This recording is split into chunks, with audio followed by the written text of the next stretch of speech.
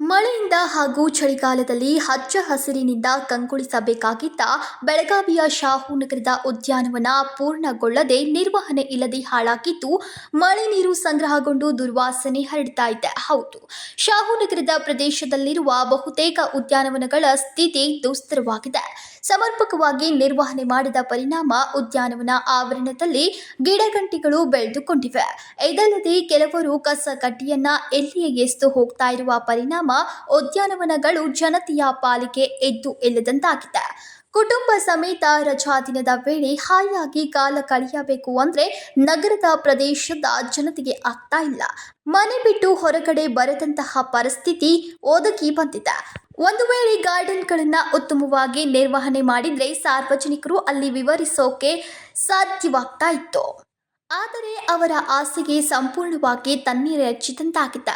ಬೋಡಾದಿಂದ ಕಳೆದ 4 ವರ್ಷದಿಂದ ಉದ್ಯಾನವನ ಅಭಿವೃದ್ಧಿ ಪಡಿಸ್ತಾ ಇದ್ದಾರೆ. ಆದರೆ ಇಲ್ಲಿ ನಾಲಾ ನೀರು ಹಾಗೂ ಒಳಚರಂಡಿ ನೀರು ಉದ್ಯಾನವನದಲ್ಲಿ ಸೇರುತ್ತಾ ಇರೋದ್ರಿಂದ ಸಾರ್ವಜನಿಕರಿಗೆ ರೋಗ ರುಜಿನಗಳು ಬರ್ತಾ ಇವೆ.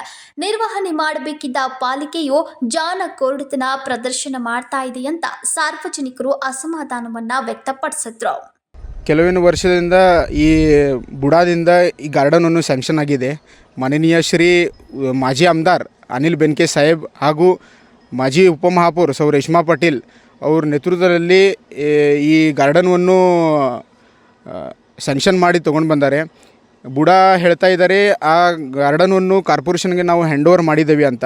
ನಾ ಕಾರ್ಪೊರೇಷನ್ ಕಮಿಷನರೇ ಅವರಿಗೆ ಒಂದು ವಿನಂತಿ ಮಾಡ್ತಾ ಇದ್ದೇನೆ, ಈ ಗಾರ್ಡನನ್ನು ನೀವು ಡೆವಲಪ್ ಮಾಡಿ ಈ ಗಾರ್ಡನನ್ನು ಸಮಾಜಕ್ಕೆ ಕೊಡೋದಂಥ ಕೆಲಸವನ್ನು ನೀವು ಮಾಡಿರಿ ಅಂತ. ನೀವು ನೋಡ್ತಾ ಇದ್ದೀರಿ ಈಗ ಡ್ರೈನೇಜ್ ಇದೆ, ಆ ಎಲ್ಲ ನೀರುಗಳನ್ನು ಈ ಗಾರ್ಡನ್ನಲ್ಲಿ ಹೋಗ್ತಾ ಇದೆ. ಅದರಲ್ಲಿ ನಾಗರಿಕರಿಗೆ ಭಾಳ ತೊಂದರೆ ಆಗ್ತಾ ಇದೆ.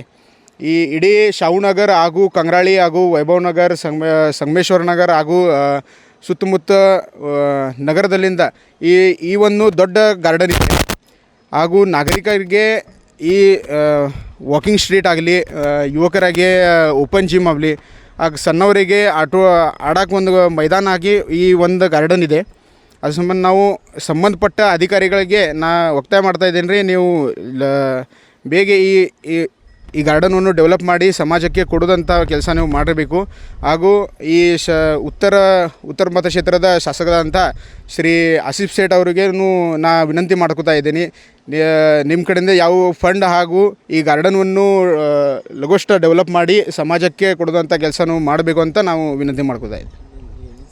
ಮಾಜಿ ಶಾಸಕ ಅನಿಲ್ ಬೆನ್ಕೆ ನೇತೃತ್ವದಲ್ಲಿ ಬೂಡಾ ಹಾಗೂ ಮಹಾನಗರ ಪಾಲಿಕೆಯಿಂದ ಶಾಹುನಗರದಲ್ಲಿ ಉದ್ಯಾನವನ ನಿರ್ಮಾಣದ ಕಾಮಗಾರಿ ಆರಂಭಿಸಲಾಗಿತ್ತು.